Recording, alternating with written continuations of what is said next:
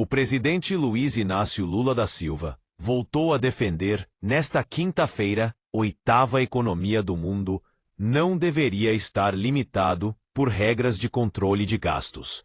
A declaração, feita durante a sexta reunião do Conselhão, no Palácio do Itamaraty, soa no mínimo contraditória diante dos dados mais recentes da Austin Rating e do FMI, que apontam que o país deve encerrar 2025 apenas na 11ª posição no ranking global de PIB. Ou seja, o próprio pressuposto usado por Lula para justificar maior liberdade de gastos simplesmente não corresponde à realidade econômica atual. O presidente retomou a comparação com economias avançadas, citando que Estados Unidos e Alemanha aprovaram pacotes bilionários de investimentos, chegando a mencionar de forma imprecisa que a Alemanha teria autorizado 800 bilhões de euros. O discurso tenta alinhar o Brasil a países que possuem capacidade fiscal incomparavelmente superior, taxas de juros mais baixas, moedas fortes e ambiente institucional sólido. Ignorar essas diferenças passa uma mensagem temerária, a de que basta vontade política para gastar mais, como se a conta não chegasse. A retórica de que educação não deve ser tratada como gasto, e sim investimento, é sedutora, mas frequentemente usada como justificativa para flexibilizar regras fiscais sempre que conveniente.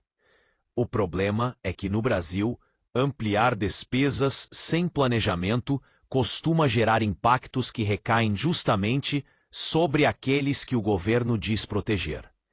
Inflação mais alta, juros elevados e perda de poder de compra da população.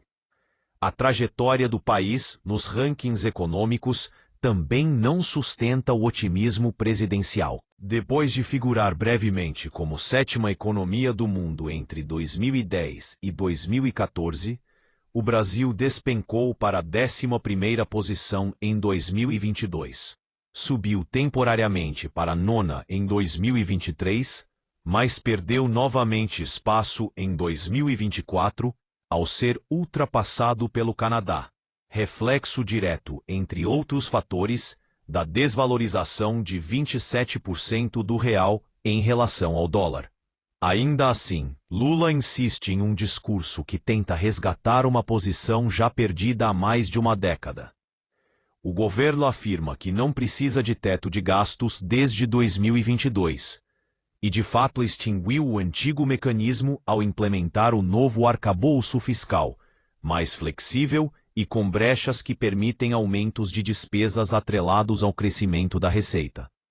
Na prática, o governo defende gastar mais agora, na esperança de arrecadar mais depois. É uma lógica que, historicamente, já mostrou seus riscos. O ministro da Fazenda, Fernando Haddad, reforçou a narrativa otimista do Planalto durante o encontro do Conselhão. Afirmou que o ajuste fiscal atual é o primeiro da história que não penaliza os mais pobres e comemorou um déficit 70% menor que o do governo anterior.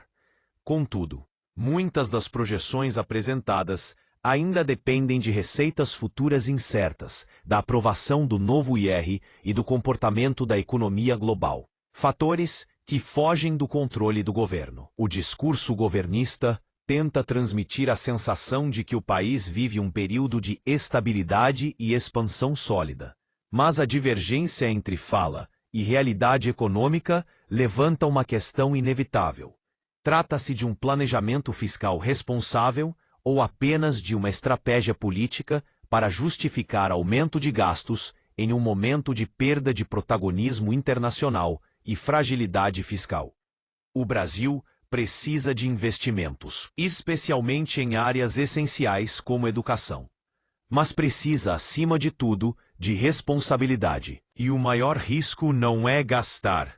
É gastar acreditando em uma posição econômica que o país já não ocupa há muito tempo.